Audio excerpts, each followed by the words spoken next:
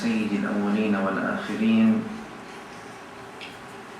الرسول الأعظم والنبي الأكرم والنور المجسم والكنز المطلسم محمد صلى الله عليه وعلى آله وسلم، ورضي الله عن صحابته الغر الكرام الميامين وعنا معهم برحمتك يا أرحم الراحمين.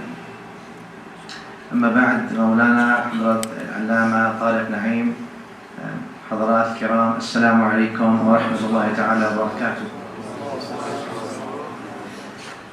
يقول الله سبحانه وتعالى في كتابه الكريم بعد أعوذ بالله من الشيطان الرجيم، بسم الله الرحمن الرحيم: أولئك الذين هدى الله فبهداه مقتده. صدق الله العظيم وصدق نبيه الكريم، وإن على ذلك من الشاهدين والشاكرين، والحمد لله رب العالمين. The ayah is very simple, but it's not as it appears to other people with the simplicity, for one reason: because Al-Quran Al-Karim always gives you simple ayahs that have profound meanings, and that's among the beauties of Al-Quran that no other book can match. Sometimes speaking does not have to be in complicated language to understand it. That's why Al-Quran spoke to the intellectual and to the layman, to the doctor and to the Bedouin, to the rocket scientist and to the shepherd who is taking care of sheep. Why? Because it is the book of Allah, not the book of the creation of Allah.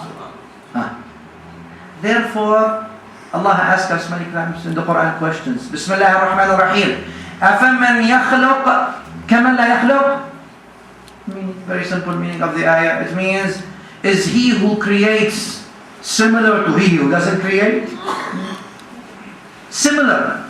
Very simple, but the meaning is very deep. Tawheed, the science of Tawheed, ulum al-Tawheed, Sifatullah subhanahu wa ta'ala, Asma'ullah al-Husna, al-Sifat al-Ulya. Of course, how can it be similar? Bismillah ar-Rahman ar-Rahim, Surah Tawheed. قُلْ هُوَ اللَّهُ أَحَدٌ اللَّهُ الصَّمَدُ لَمْ يَلِدْ وَلَمْ يُولَدْ وَلَمْ يَكُنْ لَهُ كُفُوًا أَحَدٌ. Years it takes to understand the surah, but Allah gave it to us in 3 lines. This is also another surah here where Allah says, أُولَٰئِكَ الَّذِينَ هَدَى اللَّهُ. Allah is talking about a group that He gave hidayah to. Why does Allah give special people hidayah? Yes. Bismillah ar-Rahman ar-Rahim. مَنْ يَهْدِ اللَّهُ فَهُوَ الْمُهْتَدِ وَمَنْ يُضْلِلْ فَلَنْ تَجِدَ لَهُ وَلِيًّا مُرْشِدًا. If Allah wants to guide people, then they are the guided. إذن أولئك الذين هدى الله. There is a group, meaning of the ayah, that Allah gave guidance and hidayah to. Allah says, then what do we do, Ya Allah, with them? فَبِهُدَاهُمْ اقْتَدِرْ. With their guidance, you should oblige and you should follow.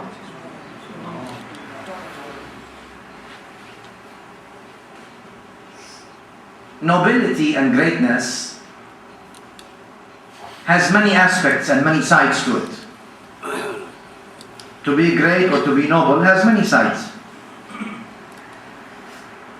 Tangible sides, intangible sides for nobility, an aspect of nobility, of greatness.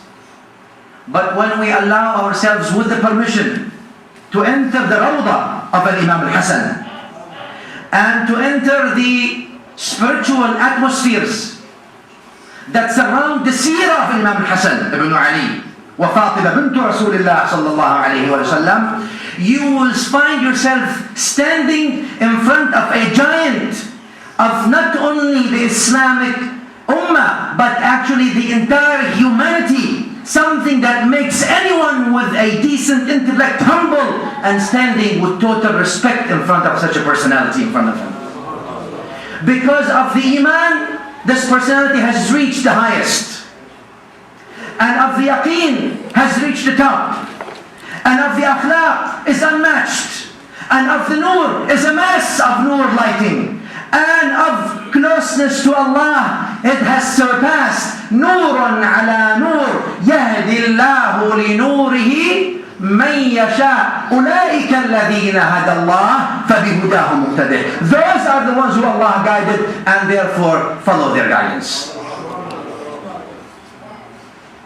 Of course, Imam Al-Hassan مظلوم,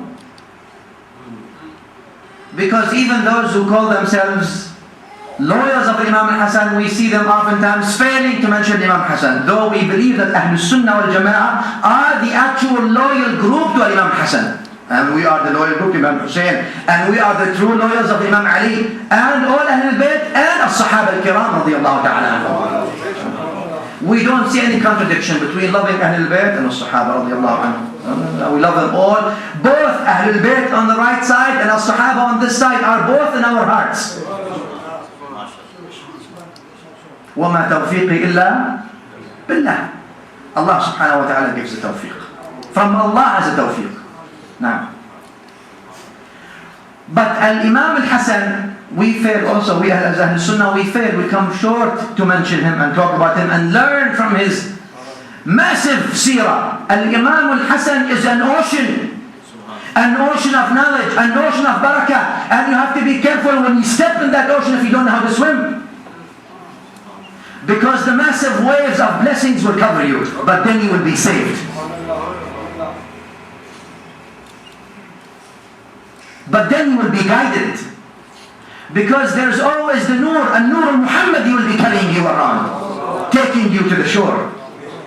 Because An-Nur al-Hasani is not separated from An-Nur al-Muhammadi, nor is it separated from An-Nur al-Husayni, nor is it separated from An-Nur al-Alawi, nor is it separated from An-Nur al-Fatimi. They're all one family, Nurun ala Nur. Ulul Arham, Bismillah ar-Rahman. I'm not bringing this from my pocket. Allah says, Bismillah ar-Rahman ar-Rahim, wa ulul arham ba'duhum awla bi ba'd fi kitabillah. Those who are connected like this, they are closer to than the others. Right. Now, Imam Al-Hassan is an ambassador of peace. For sure. For a simple reason. Because Al-Islam is peace. When we go back to the origin, to the stem of the meaning Islam. Al-Islam in the Arabic language comes from salam and comes from istislam. Salam means peace, istislam means submission. Are these two different meanings? Are they different meanings? Not necessarily. What do you mean? Salam, peace means submission? Yes. It means when you submit to Allah, you'll have peace. When you submit to the Creator, you will be in peace.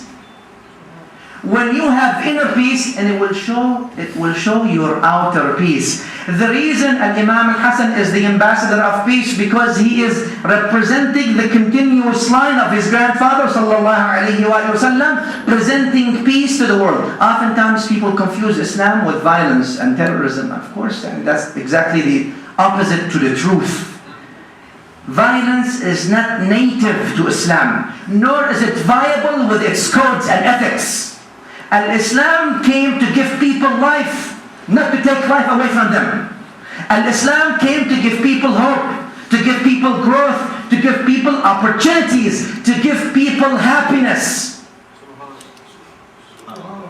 Al-Islam wants people to be at peace, not only within themselves, but within their families, and within their societies, and within their environments, and not only that, with the trees, and with the animals, and with the earth, and with the heaven, and first of all with the Creator Jalla Jalaluhu. That's what Islam wants.